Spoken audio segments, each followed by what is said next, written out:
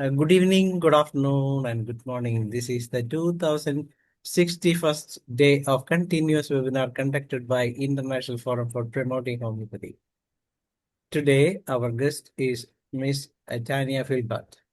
Let us begin the session with 1 minute silent prayer. Thank you all. The International Forum for Promoting Homeopathy comprises of homeopathic lovers, students, and doctors, and we have 3 sessions every day.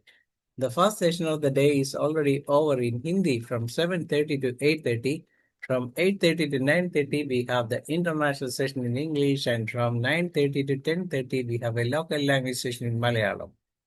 We are uploading the videos of the same on the very next day itself so that those who miss the session can watch it again, and you can subscribe the same without paying any money. The purpose of this forum is to take homeopathy to every home around the world. And let me come to today's guest, and it is Miss Tanya Filbert. She has completed MSc Chemistry, Ed, and PhD scholar in Forensic Science and Chemistry. She is very much interested in research work, particularly in the field of criminology, and doing wonderful job coordinating everything with her team there, and she is visiting in police stations to find what is happening there and how a case can be solved, and she is an expert in that way, and she is guiding them to move forward in for taking good result in each and every case. And so she is a full-time worker in the field in that way. She has to visit several stations in Mysore, Bangalore, and everywhere. Anyway, let us talk about the subject. That is, today's topic is a very eminent one and a leading one, because that is toxicologically relevant homeopathic medicines and its forensic significance. That means that what are the medicines that are toxicologically relevant in our system of medicine, and its forensic significance. We never thought such a significance of in homeopathic medicine. So we proudly welcome Ms. Tanya Filbert to this session. Welcome, ma'am. Thank you, sir. Thank you so much for this. So, I mean, a very humbling introduction, and I hope I I prove or prove justice to the topic. Now, I'm not a clinical practitioner. I'll warn beforehand. I'm not a practitioner. I'm someone who has my background, like sir said, in chemistry and forensics. So, my knowledge would more likely be in the medical legal aspect of it. But we have its traces in chemistry, and so phytochemistry and all, I'll be referring it time and often. Okay, so I'll share the screen, sir. Yes, yeah, co-host, you can share it. Yes, please let me know once the screen is shared, is it visible? Yes, everything fine. You can make it Okay. full screen. Full screen? Yes, Yes, sir. yes, it's So, fine. okay, thank you. So, like sir mentioned, the topic that I'll be taking in this 1 hour session that we have is toxicologically relevant homeopathic medicines and its forensic significance. Good evening to one and all. Good evening to Danish sir also. Okay, now the areas that I will be covering under this would be introduction, toxicology. What do you mean by forensic toxicology? The concept of forensic toxicology, thanatochemistry, the recent trend that we are talking about, poisons and classification, management of poisoning cases in homeopathic practice. And these are the drugs I will be particularly talking about. That is capsicum annum, curare, aconitum napellus, radium bromatum, Cascabella tivatia, and then you have Semicarpus anacardium. Okay. So the word toxicology came from the Greek word toxicon, which was used as a poisonous substance in arrowheads. Actually, most of the toxicology toxins that we study, they were majorly arrowheads only. Okay. For example, curare is also an example. So, conventionally, toxicology may be defined as a science representing the character, the source, the knowledge, the lethal dose, fatal effect, analysis of poisons, and their curative measures. Now, as homeopaths, it's important that the word lethal dose comes to you, because you have many principles of individualization and dosage which has to be diluted and all. So, that is a very important aspect. I will come time and again, I'll be pointing towards you. More precisely, toxicology can be said as a study of antagonistic effects of chemical or physical agents on living organisms. Okay. Now, when we talk about forensic toxicology, so we already understood what is toxicology. Forensic toxicology is a merging of two words. Forensic actually takes its word from the word forensis, which means a forum. So, just as before court and all the legal aspects came in, it was always a gathering in which people came and conveyed their problems, and they used to come out with a solution there.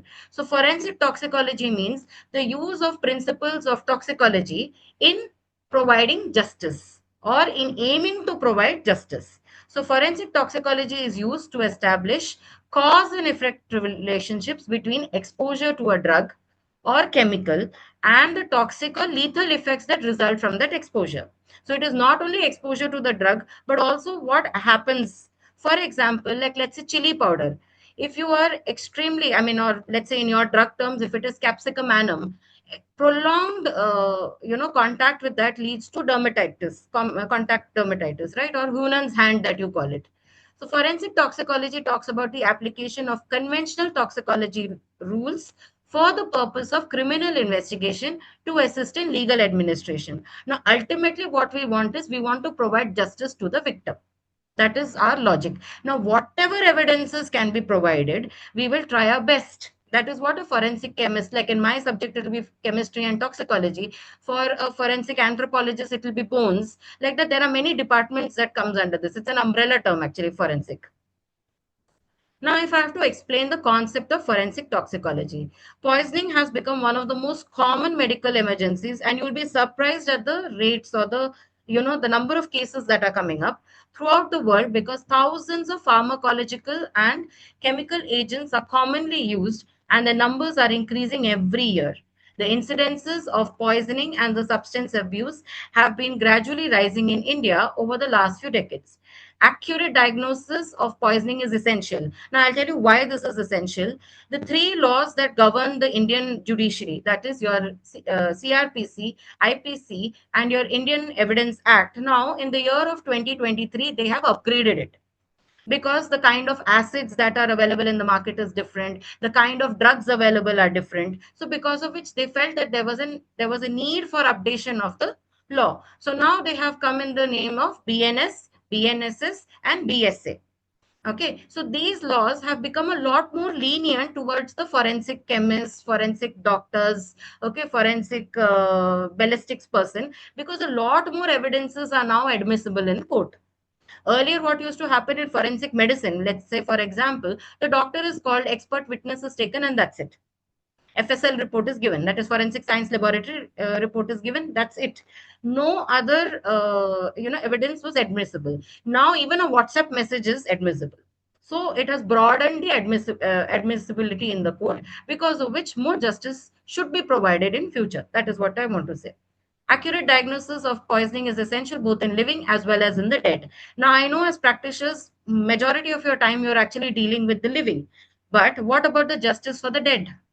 So, for therapeutic and medical legal purposes, respectively, poisons are generally detected in body fluids. Now, see, when a person is living, it's easy. You can go for a blood test, you can go for a urine test, you can go for stool test, all those things. But what happens if the body has been drowning, or let's say it's a drowning case?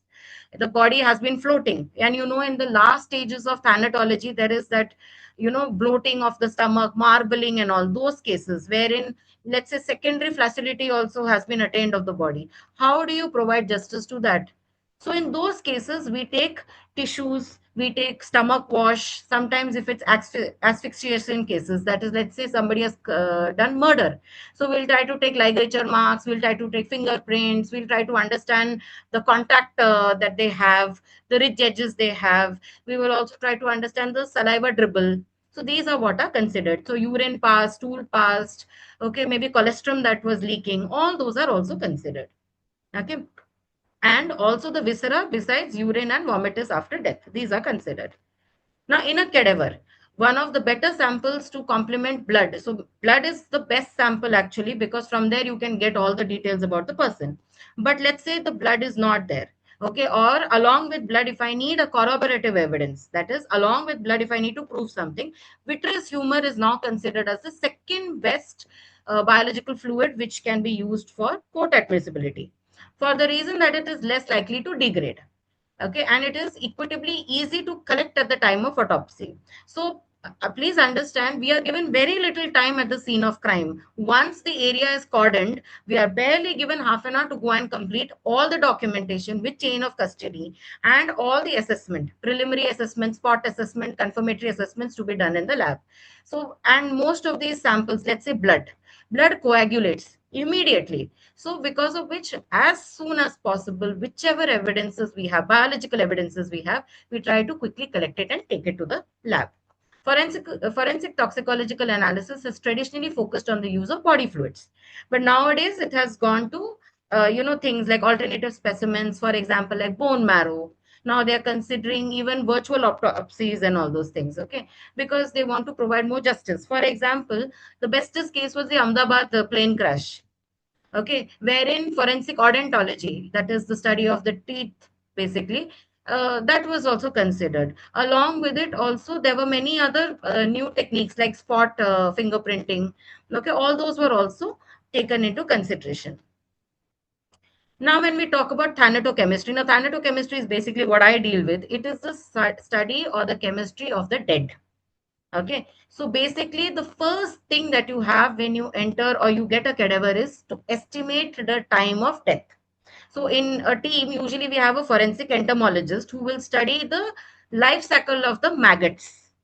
Okay, and some of the maggots they will not infest if the body has a chemical in it, because that chemical may act as a it may act as an inhibitor for that particular maggot. So, seeing the maggot cycle, okay, from pupa to larvae and so on and so forth, first instar, second instar, all that is considered, and then we consider the time of death. But that is not very scientific. It will give you a very rough estimate of the time of death. Okay, so the job majorly what we get is the estimation of post-mortem interval. It is of utmost importance because from there reconstruction of crime scene can be done. From there I can try to analyze what may have possibly happened in the scene of crime. Then the photographers come, then the sketch artists come. That's how it works here.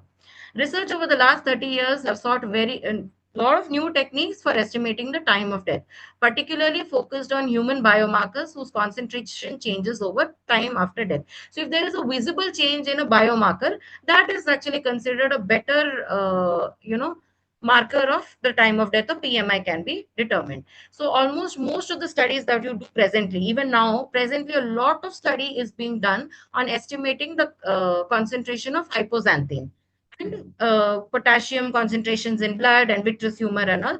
This I cannot tell you at the moment, as I'm speaking. There is so much of research being done at the moment on this particular topic, and they're trying to standardize it. Standardize means come up with a standard protocol to estimate the time of death.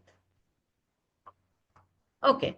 Now let's talk about the topic which I actually want to come to. So this was basically a brief as to what my job is, how medicine is related to me. Now I want to bridge the gap between homeopathy and, let's say, forensic science. Okay. Now, because I have been a recipient of homeopathic medicines since I was a child, so I appreciate the science. And since I have a chemistry background, I appreciate it even more because there are active principles of phytochemistry in that. So poisons are basically a substance, or poison is a substance which, when administered, inhaled, or swallowed by a living organism, it causes ill effects of the body. It is also defined as medicine, also as a medicine in a toxic dose. So even if medicine is administered beyond the point, it can cause toxic effects to your body. Okay, so your liver may slow down, okay, or it has other effects on your body. Maybe frothing may happen, lot of other effects. Again, it depends on what medicine we are talking about, what is the nature of the dosage that we have, what is the physiological characters of that person. All those will also have to be considered. Toxic substances may be solid, liquid, gas, or any environmental agent. It could be animal dander, it could be anything. Anything can act as poison. Any compound which is capable of providing medical effects also has a tendency to provide poisonous effects. Okay. Now, let's say someone who likes chocolate, if that person takes 1 bar of chocolate in one go, it can act as a toxic. But if you take one piece at a time, you'll be able to enjoy it. For example, fish for most people, they enjoy it, but whereas there are some people who consume fish who are extremely allergic, that has also led to the death of that person. Many cases nowadays of extorting money, extortion cases, what I'm talking about, dowry cases, what we're talking about, many of them we are coming across when they are allergic to fish oils. And the partner, intimate partner, has administered it so that they are able to withdraw money from that person. Okay, so that becomes a criminal effect. So whenever crime is done, please understand it should be malified intention and malified thought. Okay, it just cannot be the action and it just cannot be the thought. If I just think, no, I want to poison the person, that's not enough. I also have to do an action. Only when these two are proven in the court of law, it is considered as a crime. Then you have classification of poisons. Now, based on, so classification of poisons, if you say it's actually a very huge, I mean, there are various number of classification of poisons. You read more books on toxicology. Every book has its own way of classifying. So one of the classification is on the basis of medico-legal importance. So now if I have to classify it on the basis of that, you will have the categories or subcategories of homicidal poisons, suicidal poisons, accidental poisons, abortifacient poisons, stupefying agents, agents used to cause body injury, cattle poisons, and used for malingering. Now, if you see the examples very closely, now I have made arrows to it, you will see aconite is there, Abris precatorius is there, Strychnus nux vomica is there. You go slightly below, it's again Abris precatorius and Calotropis, and then you have Semicarpus anacardium. Now, these have homeopathic basis, or rather, homeopathic medicines are there in names quite similar to them. I believe most of the names are quite similar. There may be a slight genus and species change, but I believe most of them, what I have listed here, is already in homeopathy. You are administering it as a medicine. But for me, when I go to a crime scene, I have seen number of death in Nux vomica seeds. They have been swallowed or they have been administered to, do homicidal cases and all those things. Similarly, in Calotropis also, Gigantea, in many cases we have seen wherein the person has been given the flour or the resin, and it starts as an itch and then eventually the person has died. So similarly, Abris precatorius, that's very commonly, I mean, it's very mystic and it looks very pretty, like crab eyes. It looks very pretty, but administered, close to 10 to 20 seeds, it's enough to induce nausea and vomiting, and eventually the person has died. There are many cases again there. Accidentally, children are, having it from the temple and, or at any decorative displays and everything. Now, if I have to talk about another classification that is based on the states that are available, that is gaseous and volatile substances, organic non-volatile substances, metallic poisons, and anionic poisons. Now, if on the basis of this, if you can see the arrow again, it's pointing towards arsenic, antimony. Again, these are medicines used in homeopathy. And if you see below bromide or components of bromide, fluoride, hypochlorite, chloride, nitrate, these are also forms of it is used in homeopathy. Once again, sulfate, all of them are used. So again, like I said, if it is administered in medical levels, it has its own medicinal values. But then we have seen deaths happening because of this.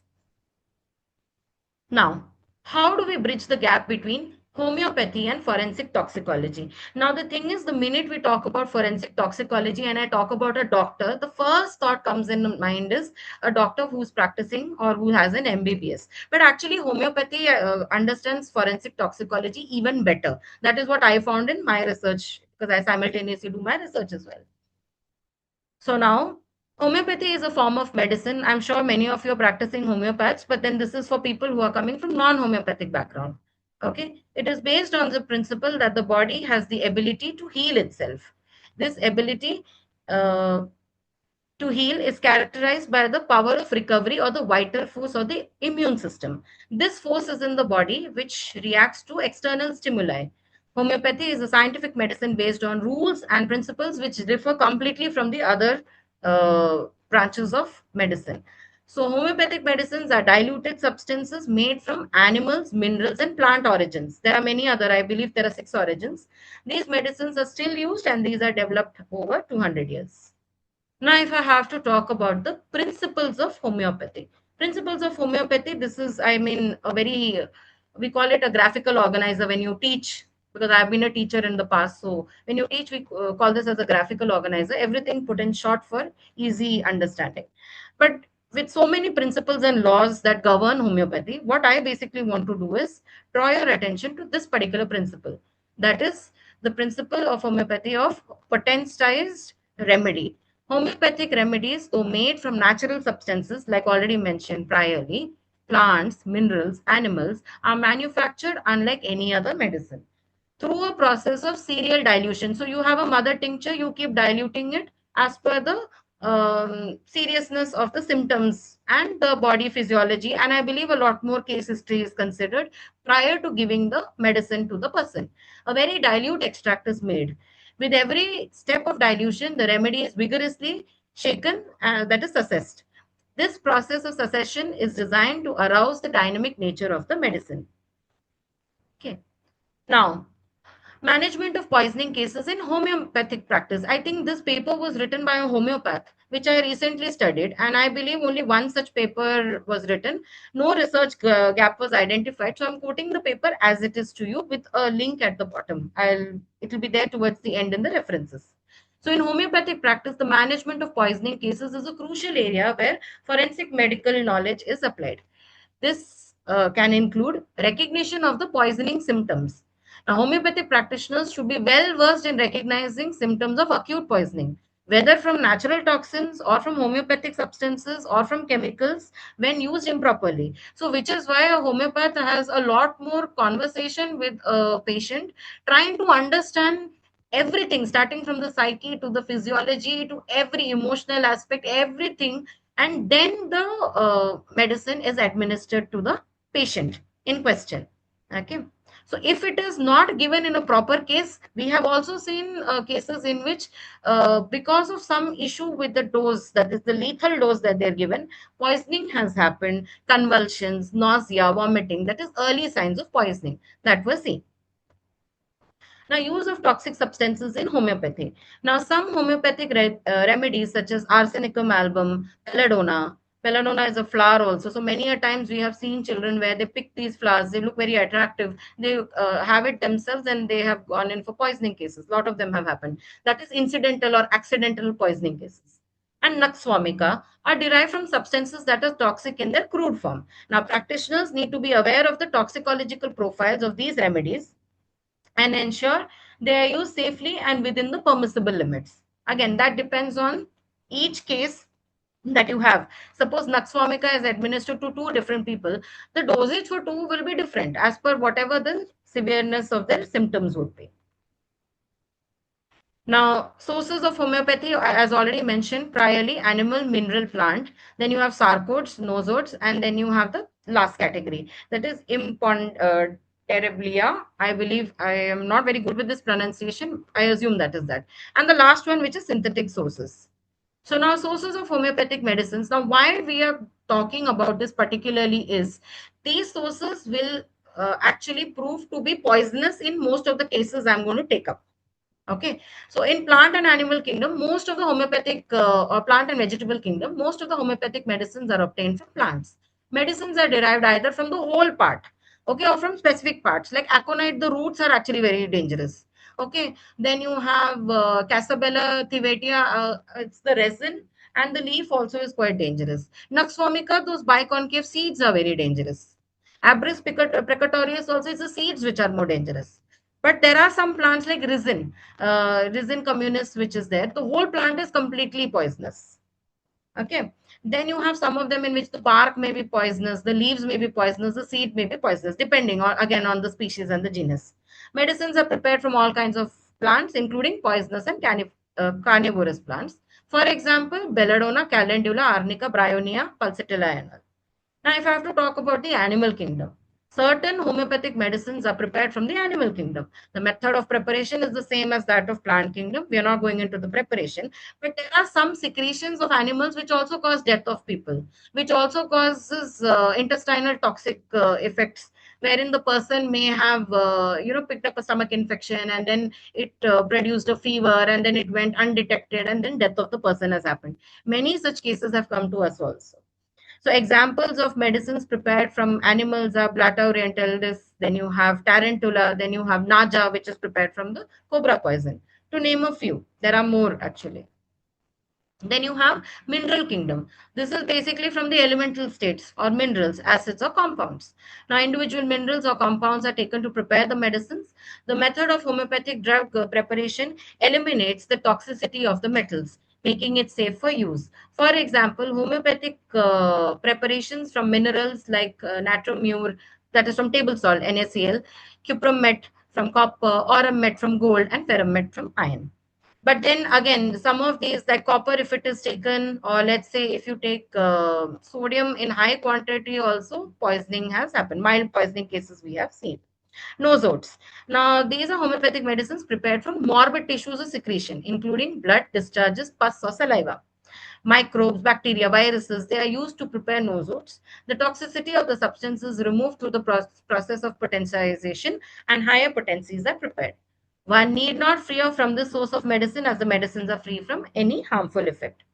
So examples of these would be ambragresia, tuberculinum. Okay, basically it functions on the same concept as vaccination. Okay, or vaccination. And then you have anthracinum, which is okay, a very interesting drug actually. Then we talk about sarcodes. Now, sarcodes means those which are prepared from the healthy parts or the tissues or the secretions of animals. Now, higher potencies of homeopathic drugs are prepared that are efficacious in treatment of several conditions. For example, drug pancreatin from the secretions of pancreas. Now, the last one, which basically means which is not weighable. Substances which have no perceptible weights are used from preparing homeopathic medicines. So now drugs are prepared from immaterial power or universal energy such as electricity, magnetism, X-rays and everything, lunar rays and all. So an example of a drug prepared from this is X-ray, which is prepared from exposing alcohols to X-rays. Now, a case had come to us in which while this conversion happened from alcohol to X-ray, the person was exposed to X-ray so much to the point it had weakened his immune system and the person died. It was an accidental death case that came of a lab person. Now, the drugs under study. Now, this is where both my subject and the subject of homeopathy actually makes more sense to you. These are Capsicum annum, curare, Aconitum napellus, Radium bromatum, Cascabella tivetia, and Semicarpus anacardium. These are the drugs I will be talking a bit more in detail. And I'll be giving case studies for each one of them. Most of these cases also have happened in India. I mean, if I have to talk particularly about the state where I am coming from in Karnataka, many cases have happened. So I will be toggling between Indian cases and cases from abroad from research papers, and some of them have been solved, some of them are still under investigation. So even the status of the case would be mentioned to you. Now, the first drug, Capsicum annum. So the active principles. Now, active principles are those principles which causes the toxicology effect, or let's say the poisoning effect. So there are two of them, that is capsaicin and dihydrocapsaicin. Okay. So now the criminal use. Now, as a criminologist and a forensic person, I'm only interested in seeing how this particular drug or the source of that drug is used in criminal aspects. So throwing powder in eyes, nostrils, vagina, urethra, rectum, rubbing over female breasts, burning close to mouth. So like I said, Hunan hand, that is a very common contact dermatitis issue which happens with workers who work in chili powder factories. Okay.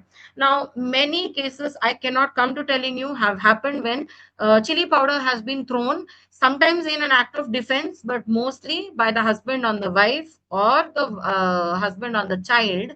And capsicum, actually, if you see, is just an irritant. It's an irritant poison. Okay, but the burning sensation and all the dehydration that happens with the administration of this has caused death.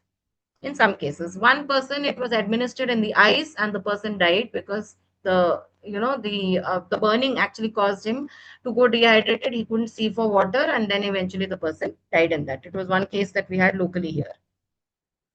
Now, case report. A 36-year-old woman, a homemaker with no formal education and married for the second time. She was a mother of two children. And she was an alcoholic, basically. She was presented to a remote health center in Bhutan in 2021 with complaints of very severe burning sensation in the lower abdomen and vulva for 3 days. Now, on presentation, she was disoriented and inattentive because she was consuming alcohol. On physical examination or vital signs, that is the general physical examination, the first examination you have, and abdominal examination were within normal limits with no obvious evidence of physical abuse. So, physical abuse was ruled out. On genital examination, there was no scratch marks, bruises, because if there is scratch mark, bite mark, it usually indicates sexual intercourse has happened or rape has happened. That's how it is checked. Bruises, lacerations, or evidence of other forms of abuse. Now, on vaginal examination with Cusco's speculum, in the presence of a female chaperone, a piece of chili pod was actually planted in her vagina. The vaginal mucosa that was in contact with the chili pod was erythematous, but there was no erosions or breach of the epithelium and all was not seen. The chili pod was evacuated and the vagina was rinsed with 2 liters of normal saline. Okay, and only then the burning sensation had reduced by 70%, I believe. Okay. So these are the case photographs under the study. Okay. And this was done by her husband. So, upon further history taking, it was learned that the husband had inserted the chili pod into her vagina following a quarrel. She was dependent on alcohol, and obviously, she was not able to recognize where the burning sensation came from. Okay, until she went to the local health center. She further revealed a history of frequent physical and emotional abuse by the husband, especially when both were under alcoholic intoxication. Now, her husband was educated up to grade 10. He worked as a driver in one of the government offices. So, after recognizing that there was a concern for continuing IPV after being discharged, the local authorities were informed. The couple went in for therapy. The case was registered in domestic violence. Okay, and this is the research paper. I mean, if you really want to read in detail about it, the entire paper is here. I have attached the DOI, but the case was this. A similar case had happened in a particular place in Karnataka itself. It's in the northern part of Karnataka where literacy rates are a little low, wherein the man had actually, during intercourse, he had kind of rubbed chili powder in her vagina, and she was immediately taken to the hospital, and a case of domestic violence was registered under it. Curare. So now if we talk about curare, actually it was a drug which was used in South America as a arrowhead for monitoring the cattle. So the active principles include curarine. Then you have the mechanism of action. It acts as an antagonist to acetylcholine receptors on voluntary muscle cells. Now, since I'm also a chemist, I was interested in the structure. So if you look carefully at the structure also, it kind of explains their chemical behavior. Now, the criminal uses, if I have to talk about the mechanism of death, curare acts as a competitive antagonist at the nicotinic acetylcholine receptors at the neuromuscular junction, blocking nerve impulses to skeletal muscles. This causes sometimes total paralysis. Many cases have come in cases of total paralysis. And those are accidental, in which the children were playing with the arrowhead and everything, and they accidentally punctured a person, and the person had come with total paralysis, specifically the diaphragm and the intercostal muscles. Now, post-mortem findings. Now, some of the poisons, for example, you have strychnine poisoning. Strychnine poisoning, what happens is, even after the person has died, let's say I am getting a decomposed, not decomposed, let's say a very putrefied cadaver. Up to 4 hours after putrefaction, also strychnine can be detected. Similarly, cyanide. In Jolly Joseph case, actually, it was the cyanide part which actually gave away that she was using that as agent to administer death in her among her family members, 6 members who died. So some of these poisons, they have an immediate effect. Some of them have long term effect, especially plant poisons. You will see most of them have long term effects. Okay. So, postmortem findings, diagnosis of curare poisoning is challenging because it is metabolized. Toxicological analysis requires specific identification of alkaloids like the tuberculin. So now, if you study most of the medicines, you will see most of them are, alkaloids which affect the central nervous system. But then some of them, they affect the proteins. Okay, like resin and all, they affect the protein. So they're or at the neuro level, they kind of, what do you say, affect the person. So we call them neurotoxins. So those are slightly different, but majorly, if you see, alkaloids are the ones, alkaloids, flavonoids, these are the ones which actually cause the death in most of the people. Postmortem findings are particularly non-specific in this, similar to that of asphyxia cases. Asphyxia cases, we ascertain it by diatom test. Acid digestion of the bone and all is done. But again, that is a very, I won't say it's a very confirmatory test, but it kind of can give you, a rough estimate of the postmortem interval. Then you have medical legal importance if I have to talk about curare. Now, it is very less used for homicide. Okay, understanding its effects is crucial for cases involving rare vegetable poisons. It was traditionally used as flying death to tip arrow. So, homicidal cases and suicidal cases in curare is very less, but accidental cases are many. Especially, like I said, while children are playing with bow and arrow and all, that many a times you will see in slightly tribal places, you will see it. It's there in India also. There are deaths that have happened. Now, there are two very interesting cases. If you read about Curare in detail, there are two very interesting cases. Curare was a part of an elaborate assassination attempt to kill both Lloyd George and Arthur Henderson, the UK paymaster general. The bizarre plot involved Mrs. Wilden, her two daughters, and one Mr. Mason, her son in law, who had ownership of a chemist shop in Southampton. The entire family was conscious objectors who were dissatisfied with the First World War and political system in general. This case is pretty old. Now, the plot was foiled because the group of protesters had been infiltrated by a government agent known as Gordon, who gained knowledge, basically the intelligence at that time, who had gained the knowledge of the assassination plot. The plot was then relayed to the head of intelligence, who then swiftly developed a second secret agent to further investigate. They were able to get the curare pellets, they were able to find the concealed other tubes of poisons also. So this is when it didn't end in the death of those people, but it was planned. So you can imagine curare being used as a toxic agent to kill a person or to do poisoning was planned even in the year as old as 1960, 22 and all those things. These are the pictures or the file pictures of the persons in question. Then the next case study, again, it's a very interesting case. It's one of the first cases we study when we are doing forensic science. That is Dr. X killings. Now, in 1976, there was this doctor called Marco Henrik Jeslovic, where he was called Dr. X. Now, why the case is interesting is because he used to administer these patients with this particular drug. Okay, and they were age range between 4 to 80. Now, they used to come with body pain, they used to come with light fevers and everything, and everybody had this particular very common symptoms. Okay, and so he was like, I'm doing clinical trials of a new medicine and this, that, and the other. But when his locker was checked, they could find up to 18 to 20 vials of curare, and that's when they realized he is the one who is administering it.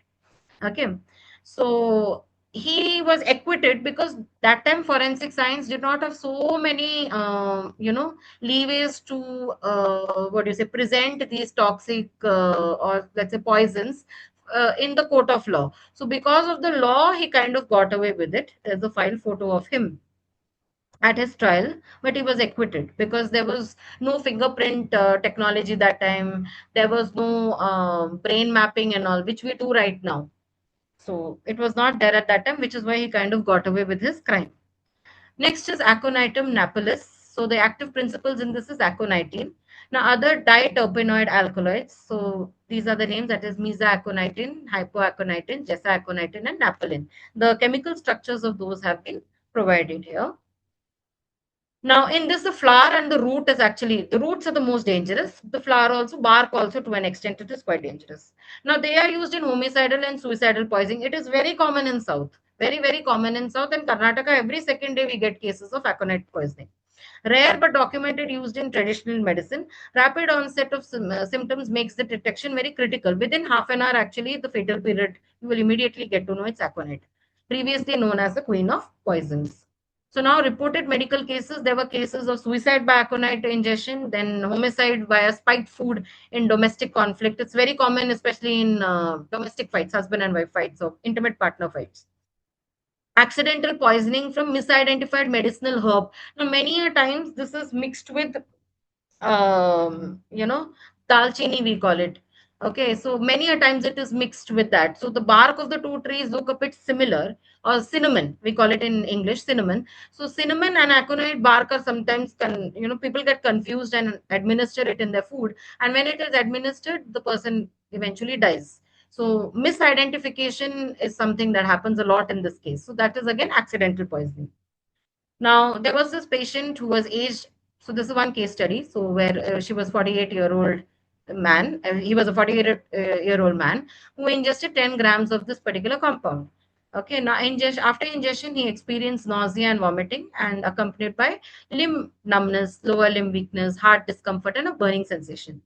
And for further diagnosis and treatment, he was immediately transferred to the hospital. Now his examination done, that is basic body temperature, then his heart rate and respiration rate and BP and all was checked. And clear consciousness. So we basically do clear consciousness even in forensic science, because it's called as compos mentis. We want to know the mind of the person is clear. He's not intoxicated or something like that. Because then the sections of law that will be administered to that person is different, or he will be free from being charged under law because he is not in the correct state of mind. And depressed mood. His heart sounds were vigorous and irregular, and no pathological murmurs were heard in any of the valve regions. Now, an electro ECG on admission showed a sinus rhythm with an atrioventricular block and inferior wall T wave abnormality. Laboratory tests revealed no obvious abnormalities in routine blood parameters, myocardial enzymes, and coagulation functions in liver and kidney functions. So, this is basically his ECG that came. The patient had actually a blood aconitine, a concentration of 48 nanograms per milliliter. Hence, a diagnosis of aconitine poisoning was established. Okay, and then activated charcoal was used for detoxification of that particular case. Okay. Now, this was taken incidentally. This was an incidental poisoning case. But again, why it happened, how it happened, the details of that is actually mentioned in the research paper. Again, it is linked in my references. You may go through for details. So now let's talk about the next drug, that is radium bromatum, or let's say radium bromide. For a chemist, radium bromide. That's how it is. The active ingredient. Toxicity and poisoning. Radium bromide is highly toxic due to its chemical similarity to calcium. Okay. Now, inorganic poisons that we have, always you will have one cation behaving like the other. So it's very difficult to actually eliminate them. So when we do analysis, it's very difficult because there will be only one confirmatory test which will, detect the difference between radium and calcium. It tends to accumulate in the bones. So obviously, if it is calcium loving, it will go and accumulate in the bones, leading to long-term irradiation of the bone marrow. Now, pathological effects, ingestion, exposure to radium bromide, it can cause severe conditions like anemia, leukemia, sarcomas, bone cancer, necrosis. Basically, jaw necrosis happen. Delayed symptoms, okay, it can take up to years, sometimes even towards the end of the person's life, we have seen effects. Okay. Then environmental hazards, I have just kind of put it because it is soluble in water. There is one case that is coming, which is why this has been mentioned. Radiation hazards, definitely any of these, what do you say, compounds like radium, and you have bromide, all of them actually when you expose yourself to it have long term effects.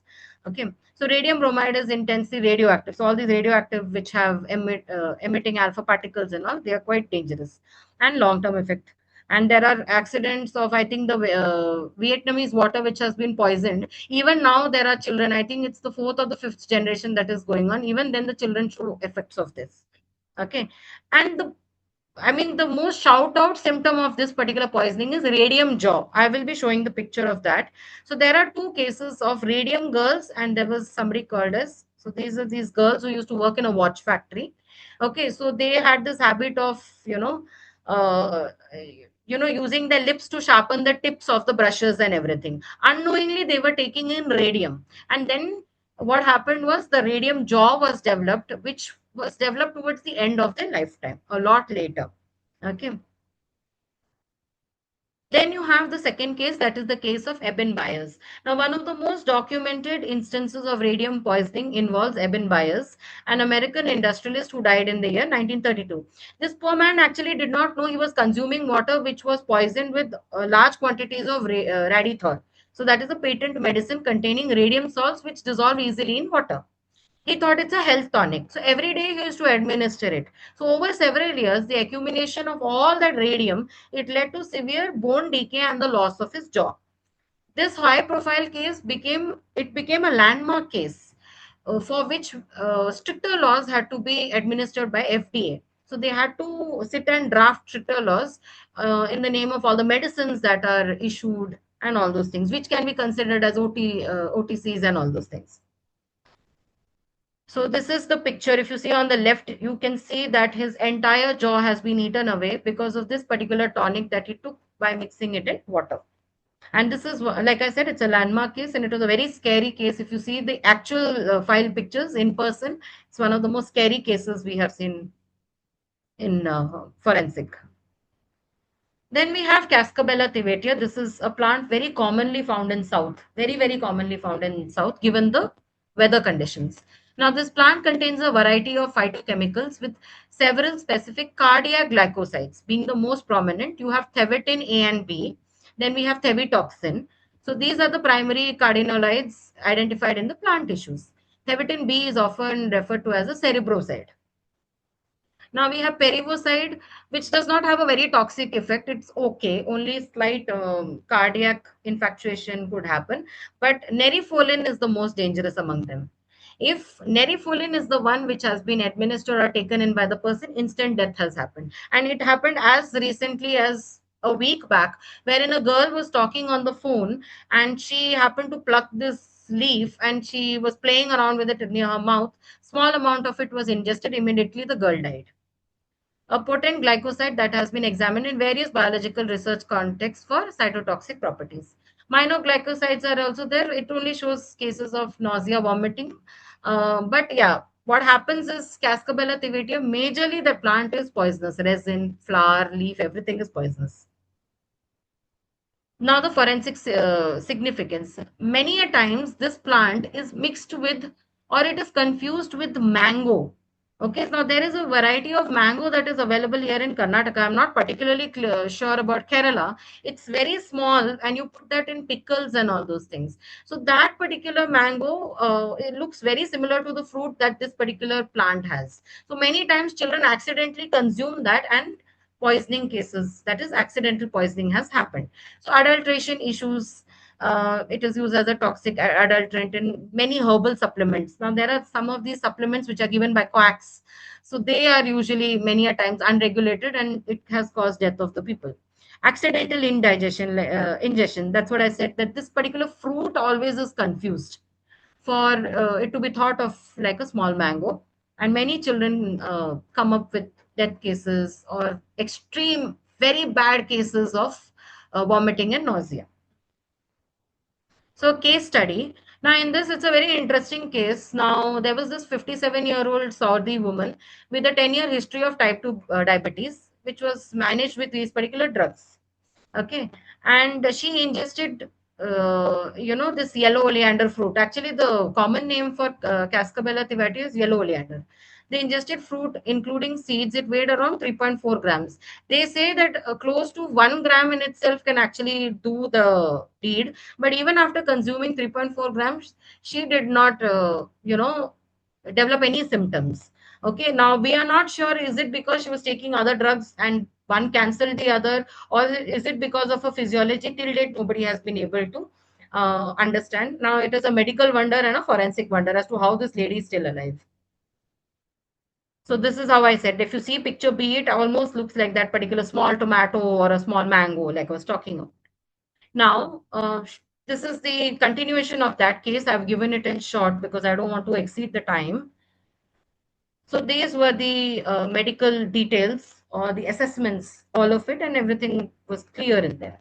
Case number two. Now, this 32-year-old woman was not very lucky. Unlike the other lady, she consumed it accidentally, and she was admitted to the hospital, and she eventually died. This is what happens in this case. So she was very pale. She vomited. Like I said, extreme case of nausea. Activated charcoal and all was used, but ultimately this person passed away. Okay. Now let's talk about the last one, that is semicarpus anacardium. This is very widely used in Ayurvedic medicines. Okay, but on even direct contact with it, it can cause blisters. It's a very hot nut, basically, the seed, basically. So the key active components are bilavanols. So it's an alcohol group. The primary components, a mixture of catechol derivatives. Basically, it's 1,2 dihydroxy 3 decadienyl 1,8,11 benzene. These are phenolic compounds. Phenolic are known to be very toxic for us as humans. That as a that act as skin irritants, but possess therapeutic potential also. So it has its poisonous effect, but it is also considered as a great drug in homeopathy. Now, phenolic compounds, if I say, it's a huge group. So it basically includes anacardic acid, cardol, and anacardoside. Then you have biflavonoids, because there is flowers also, so flavonoids are there. So you have A1, A2, B and C, and many others are there. Semicarpol is also there, which has its pharmacologic properties. So this is how the seeds look, and this is basically from the cashew family. Okay, its resin is also quite dangerous. Now, what are the problems that we see in this? Dermatitis artifact, I told you, the minute you come in contact with it, lesions have been seen. And many a times in cases, like in military context, okay, when a person comes, or let's say domestic violence case, the person is fabricating a case. Fabricating means they're making up the case. Many a times this nut is basically rubbed on, or the seeds are rubbed onto your, hands, and immediately you will get skin lesions. Okay, but there is a way of determining blisters which are induced in that form, and which are normal lesions which come over injuries or something like that. There is a difference in that. That is what we study and try to bring to the court. Criminal poisoning and malingering. Now, due to its easy availability, it is used to produce artificial bruises or conjunctivitis. It can be mixed with food, applied on skin and clothes, and it induces illness. Abortifacient, very commonly used in inducing abortion. It is used even now. In the mouth of the uterus, you apply it, immediately abortion happens. And it's as recent as today morning, I heard a case of this locally in my and Mangalore. So then you have identification, the juice leaves and inedible black mark. It's actually also known as a washer's nut or washerman's nut or marking nut. Okay, which becomes darker in the air, and that is how we are able to find out if those lesions are created by, applying the juice or the nut of this fruit, and a normal injury. A normal lesion will not change its color except the healing aspect, whereas a lesion which is produced by this particular nut, it will become black later. Okay. So while used in Ayurveda and Siddha for skin disorders, and also in homeopathy, it's used a lot. It has a tendency to be a very exothermic nut, basically. A lot of energy, a lot of heat is given out in this. Now, this was a case in which one of the cases that came to us, wherein 11-year-old and a 14-year-old brother, they were presented with pain, itching, redness, and fluid filled lesions on their legs for the past 3 days. On examination, both the siblings had circumferential erythema, edema, and vesicles and bullae on the left ankle and lower leg. These are similar, but then they were milder and patchy and everything, like kind of a dermatitis it looked. The skin had a patchy yellow hue as a result of the application of turmeric on the day of the hospital visit. 5 days ago, the parents punctured the marking nut and tied it as a thread. I mean, to keep away a ward of evil spirits. They'd kind of done it like that. But the children, because it constantly rubs on the skin, right, it causes blisters. Now, the children were diagnosed to have marking nut dermatitis and were started on oral steroids and antihistamines. These children were pretty lucky because the blistered legs came to us fairly early. But there are cases in which the person dies with direct contact with this particular nut. Okay, so I'll share the pictures. These are the pictures, the case pictures. And if you see, it's been punctured and a thread was wound around the person's legs. Okay. Now, core areas of intersection as to, after all this that I have tried to explain, what are the core areas of intersection, or where is the way forward? Like in research, we say, what is the way forward? So, toxicology and drug provings. Many homeopathic remedies are derived from substances that are toxic in their raw form. Now, the drug provings in homeopathy often mirror the symptoms of acute or chronic poisoning studied in forensic toxicology, helping practitioners recognize toxicological effects through a therapeutic lens. Then you have medical legal responsibilities. Now, as doctor, medical professionals, I'm sure you take the Hippocratic Oath and many other oaths that are given to you. And there are many conventions in which your duties as a medical practitioner is given out. So, homeopathic practitioners have legal obligations. These include performing medical legal examinations, identifying signs of medical negligence, and understanding the legal and court procedures applicable to medical practice. Certification and documentation, again, it is very important. Practitioners are trained to issue various legal documents such as death certificates and to document symptoms and injuries with enough detail to maintain a medical legal integrity. Then you have supportive management of poisoning, while not a replacement for immediate care. Because homeopathy takes its own course of time, homeopathy can provide supportive therapy in poisoning cases and trauma. And if you ask me honestly, they have worked better than the normal allopathic medicines, using remedies like Arnica montana or hypericum alongside standard care. Medical ethics, the study of FMT, it ensures practitioners adhere to the homeopathic practitioners regulation, which cover professional conduct, etiquette, and codes of ethics. Yes. So I end this with this particular verse from Charaka Samahita. Thank you so much.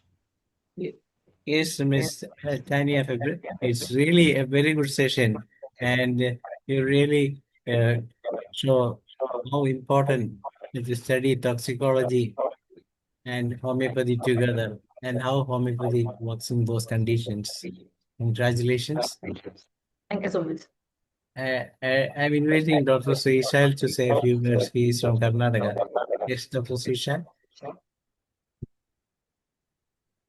Good evening, all. Namaste. Ma'am, session, actually, I attended session from half of the webinar. It was very wonderful, and I'm feeling proud of my doctor from my area, my region. Hello, doctor. I am from Mandya. No, I'm not a practicing doctor. I'm actually a forensic chemist. Okay, okay, okay, okay. But I appreciate homeopathy because I've been a recipient of that medicine for, I mean, ever since I've been growing up. So, thank you so much. No, actually, we got some more light towards the subjects concerned with the toxicology, because we are studying with the purpose of treatment only. But your explanation was so broad, beyond that. It was so helpful for us. Thank you. Thank you so much. Yes, and now I'm inviting Dr. Sadaswed, who really brought this particular eminent personality to this forum. So Dr. Sadaswed can say a few words, and then you can say what are thanks to the session also. Okay. Thank you, Dr. Danesh. So this lady is the daughter of Dr. Maria Filbert. She's a homeopathic doctor, very, very, very famous in Delhi. 300, 400, 500 patients a day. So, and she's into this, she's one of the only one woman, this one, what are called forensic expert on site. Others do the basic backup of this one, but this lady is a particular one who is always in the site. That is the one, only one in Karnataka. That is what is the particular about this madam, and she is one of my junior. One of the what I call. It's very difficult to see the woman or lady in the site. Forensic, especially taking care of the body mutation, all this. And I really thank Dr. Tanya for the correlation. It's not easy for correlation, Akunet, we all learn, but this is the correlation, how things are working out, how homeopathy can help, even in finding out how it can be correlated. It's a beautiful class. I've never seen such a beautiful demonstration of homeopathic medicine in the case of even forensic. Once we study the forensic, we just finish it off in 1 year to finish the course. But this is something which is very knowledgeable, and her personal experience, working experience, have come into the classes. Okay, thank you so much once again on behalf of IFPH and personally. Thank you so much, Dr. Tanya. Thank you so much. Thank you for the opportunity. Thank you, Dr. Chadaseth, Dr. Srishal, and Dr. Tanya Filbert, and those who attend the session in this evening. Tomorrow, we will have a session from Professor Dr. T. Ajay. He will be talking about interaction of homeopathic principles and therapeutic approaches in chronic and recurrent diseases. With that, we come to the end of the day 2061. Thank you all. Good night. Over to Dr. Thank you. Marcus to moderate the Malayalam session.